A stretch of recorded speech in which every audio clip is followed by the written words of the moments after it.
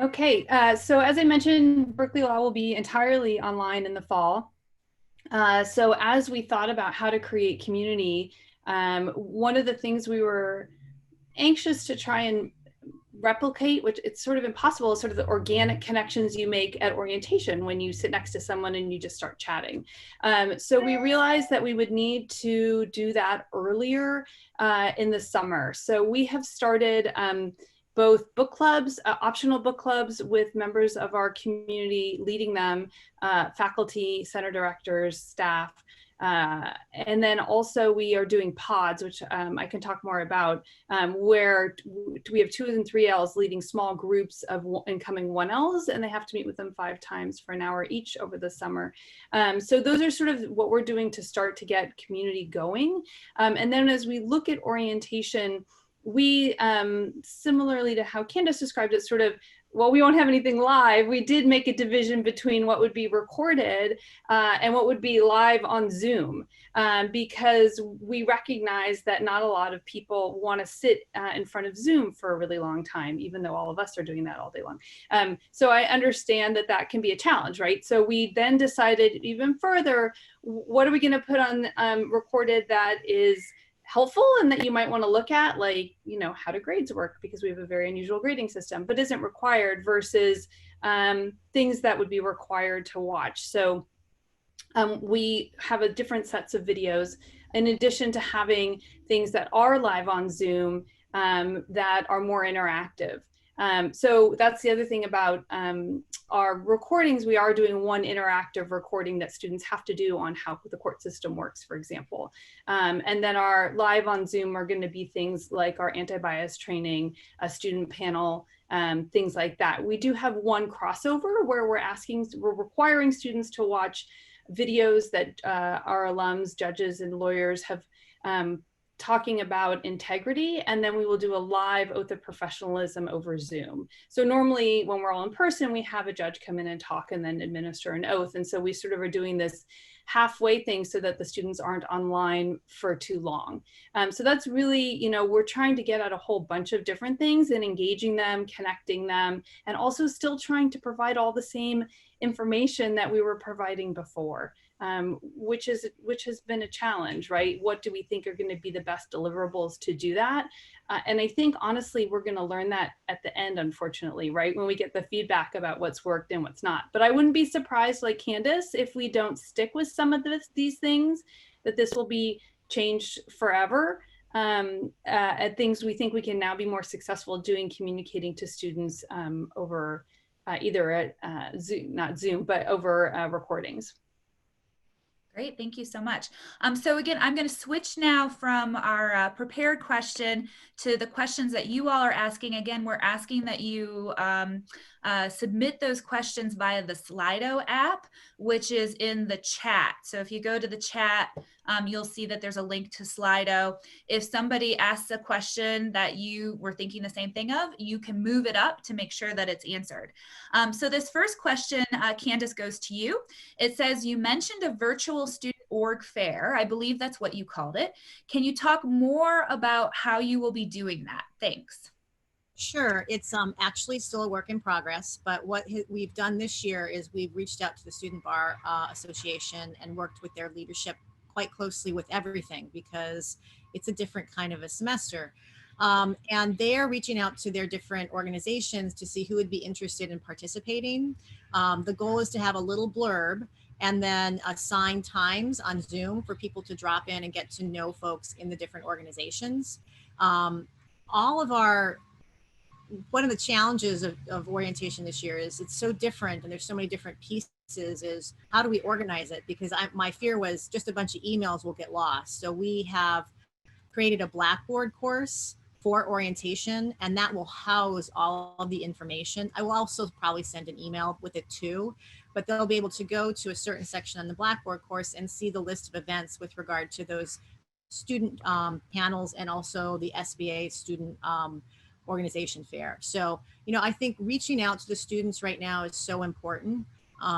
They felt that they're feeling heard, they're feeling involved. I actually planned orientation last year and didn't talk to them because we did the same as everything. And it has been, again, another bonus of this year is learning to do things differently and involving constituencies. So I really shout out to the SBA group because it's really been helpful.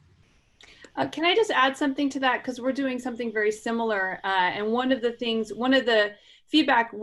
pieces of feedback we've always gotten about the Student Activities Fair is there's so many all at the same time, right? Students do get overwhelmed when it's live. And so one of the things we're doing this year is spreading the Activities Fair, as it were, right? We have over 90 student groups. And so we're giving, in groups of 5 different rooms to go in over the course of many days so that students can have more interactions, what they feel is more real connections to different groups, right? Rather than having them all in the same 2-hour period like we normally do. So again, another benefit of this new world we're living in. And I can add as well. Yes. Sorry. No. So some apps that are out there, Flipgrid is something that we're looking at using for student organizations to put up their own information. And then also Brazen is something that campus-wide, our career services is opting to use. You do have to buy into Brazen, but if you have multiple units that are interested, it will be something worthwhile to look into. Great. Okay, our next question is, what's your plan on holding students accountable to watching orientation pre-recordings? Oh, what a good question. So some of them are optional and they're very informational. There's a couple that are required. So since it's on Blackboard, we can actually track the use of it. So that's one way. And we aren't going to have a lot of the pre-deliverables that are actually mandatory. It's really very informational. But we are going to identify a few that will be mandatory, and students will then check and see on Blackboard if they've actually viewed and logged in to do it. So that's how we're doing it. I would just add that one of the things we've talked about this in our office, and one of the things that we're most concerned about is the student who hasn't logged into any of them, right? Like the person who's watched half of it, whether we choose to pursue that or not, but someone who hasn't watched anything, it's a way to start to figure out who's engaged and what's going on, which is part of the challenge when you're online versus in person. And so we are doing a similar thing. We use something, B Courses, it's called. It's a Berkeley, but it's very similar, where we're posting everything onto a B Courses page and we can see who's logged into it and who hasn't. But my biggest concern is around whether if someone hasn't logged into anything and isn't watching anything, and then that's a red flag. Great. Okay, our next question is, I would like to hear more about ideas for building relationships between faculty, administrators, and 1Ls while remote. And I will mention that our breakout question is going to be how to build community. So I think we'll have some chance to chat about that. But any quick responses to that question? Well, we're trying, the book club is one way that we're doing it. We've also added an additional optional 1-unit class in the fall that our faculty are teaching for 1Ls, which we've never done before. Just trying to find different ways for students to connect to faculty beyond their required classes. And our faculty are very, very responsive to this. I think everyone is really taking a community approach in that we're all in this together, and this is sort of a new world, and we really want our 1Ls to be engaged and present. So we've been very fortunate that way. So hopefully between the 1-unit classes that the students can take if they want to, and the book clubs, and the pods, and just trying to get people interacting in different ways, not just on Zoom in their doctrinal classes. So typically at the end of orientation, we do a faculty reception where faculty do interface with our incoming students. So obviously we are not doing that in person this year. Instead, we're broadening it and doing a reception for faculty, staff, and incoming students. And we are going to do it in a happy hour style, but promoting mocktails. And so we will have breakout rooms from there and have specific topics for people to talk about in the breakout room. So just a way for students to feel like they're getting individualized attention from faculty and staff. So our Dean of Admissions has been doing a lot of what he calls AMAs, or Ask Me Anythings, with different faculty members all summer, which I think has been well attended by various people. So that it started really kind of months ago with our Dean of Admissions, which has been great. We're trying to involve our faculty as much as possible in orientation. So one of the new things we're doing this year is doing a session on racial justice in the law, and we're going to watch 13th and then discuss it, and also have a discussion about community guidelines for discussions, because we thought it was really important to emphasize this in orientation and set some groundwork for this. And we're going to hopefully have 1 or 2 faculty member in each of the small groups along with a student to help build community to that. Great. Okay, so the next question is, do you have a ceremony where you administer an oath of professionalism? If so, is anyone doing this virtually, and what will that look like? So I mentioned that we are doing that. We are going to require the students to watch a video of our alums, judges, and lawyers who will talk about integrity in the profession.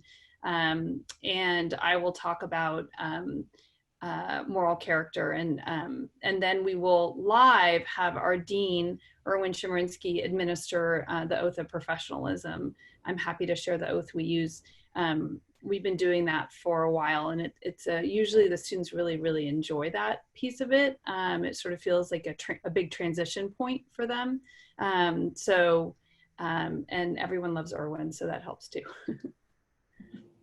We also always do an oath, and we will continue to do it, hopefully in person if Pennsylvania stays healthy. If not, we'll move it virtually. We do not do an oath, but we do have them sign a statement of professionalism, which we post in our building.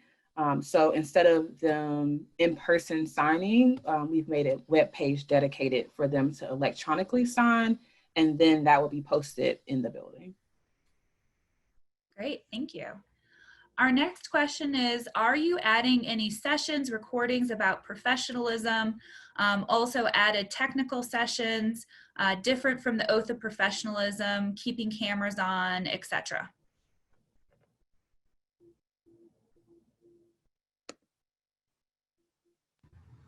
So I'll start, I guess.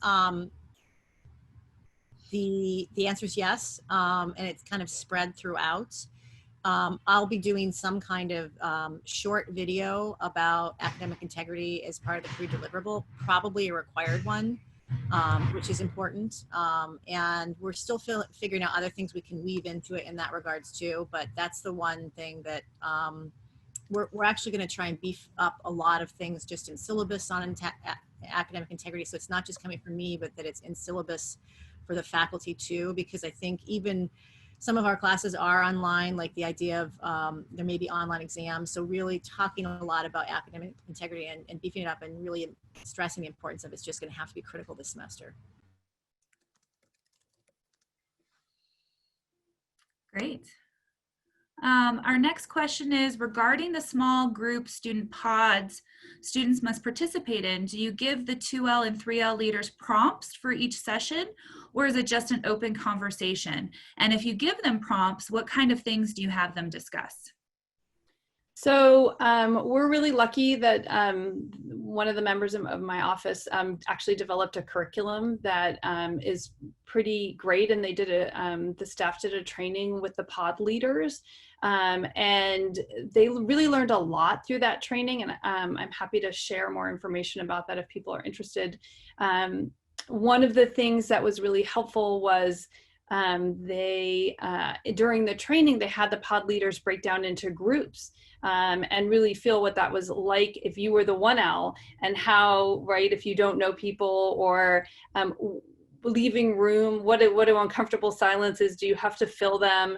Really having people think about what it means to facilitate, right? Because That's what we do, right? So we know that, but helping students to really think that through.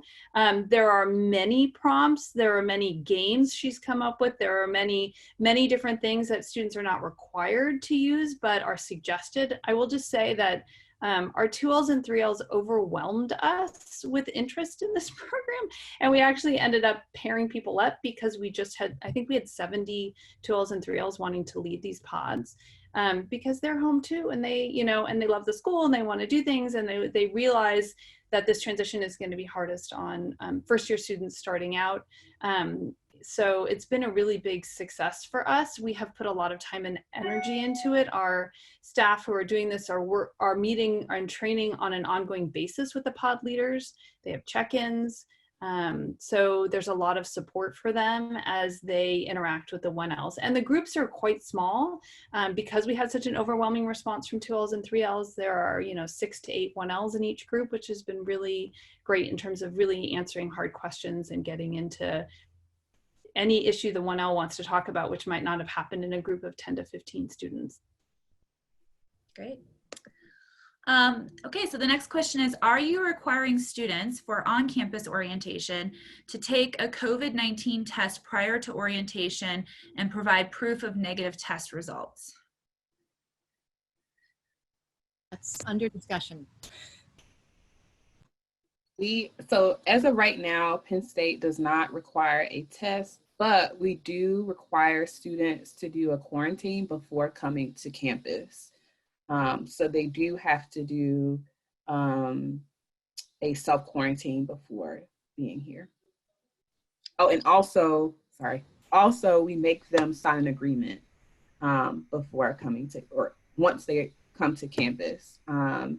Basically, that they will abide by our guidelines of, for example, social distancing, what areas they are permitted to use, aren't permitted to use, and other things that we think that are important for them navigating the building. Wendy, a quick follow-up question. Are you requiring quarantine for folks that are, obviously if they already live in Pennsylvania, are you requiring it, or in the area, is it people coming from out of the area? So students that are coming outside of the area inside. And this is not just the law school, it's the whole campus. Great. So the next question is, are you having one orientation for JD students and one orientation for LLM students, or are you doing them together? We don't have LLM students, so I will pass on that question.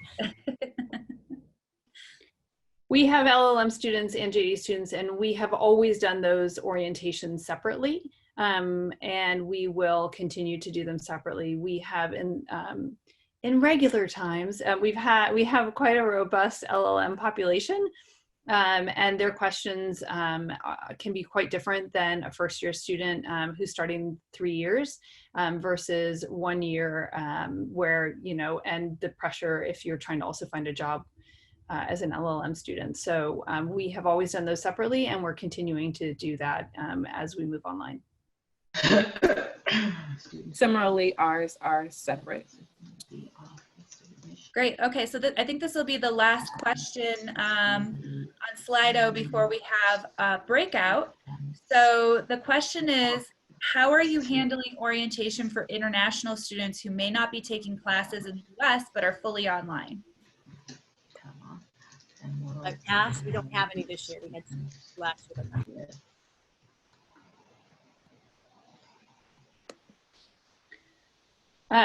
We are fully online for everyone, so it doesn't matter where you are in the world.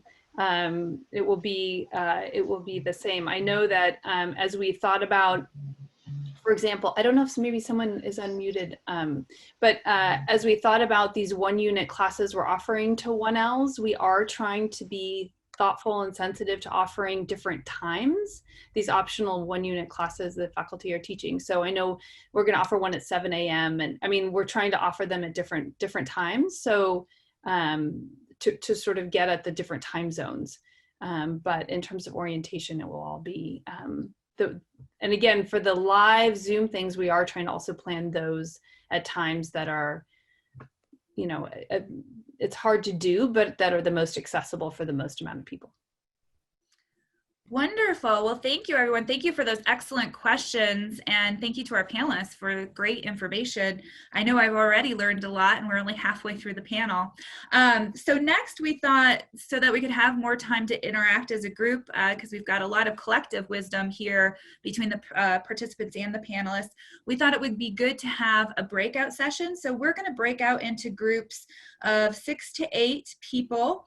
The reporter, again, we're going to assign whoever birthday is closest to July 16th.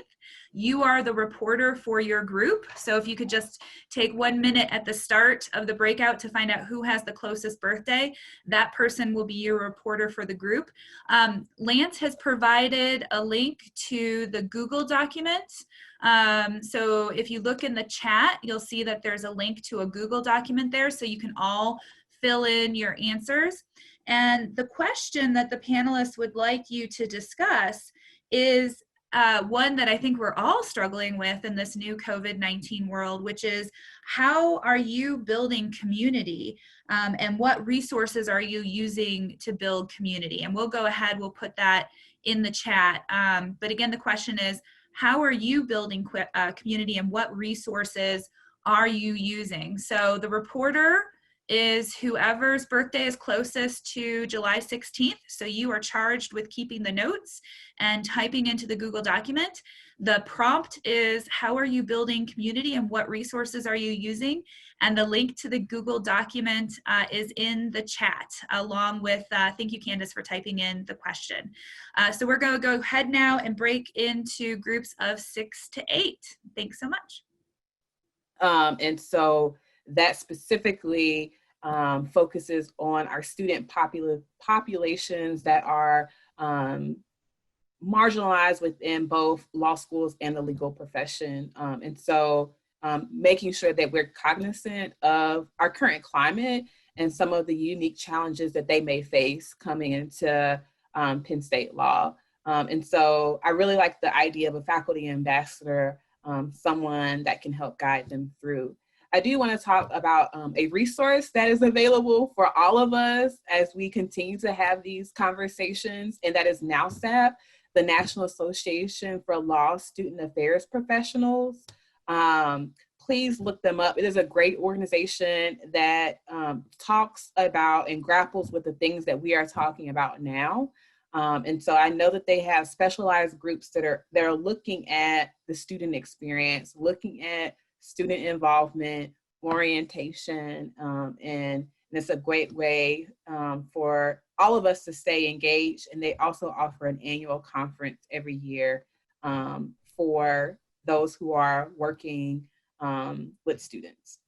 I also just wanted to point out in the chat that we put up a poll just to see what folks, it's about 4 lines up, what folks are live and what folks are going to be virtual for orientation. If you have a chance to click that and do that quick poll, that would be great. Just curious. I also just wanted, I saw something in the chat about gift certificates, and I know that we raised that and trying to be creative, and our CFO said, oh, no, because you can't show that that's actually being used for the event. And so we may have stricter guidelines, I have no idea, but it's something to think about or talk to whoever's in that position at your law school. So I'm watching the responses come in. It looks like 58% so far are online and 42% are live. It was moving around a lot for a while, and it looks like, oh, nope, 45%. These are all great tools I'm learning throughout the summer that we can use, and that's very helpful to do too. So great. Up 58%, it's almost even.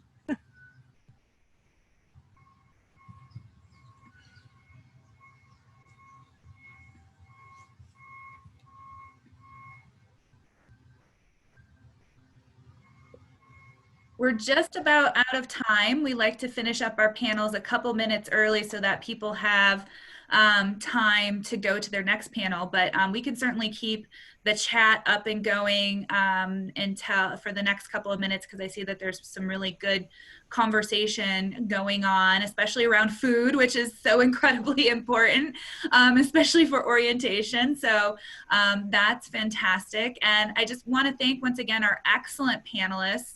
I really learned a lot during their conversation. It was really great to hear from them. And again, how we're all dealing with these same challenges, but there are great solutions and creativity out there. And I love that we're able to kind of work as a community and work through these issues.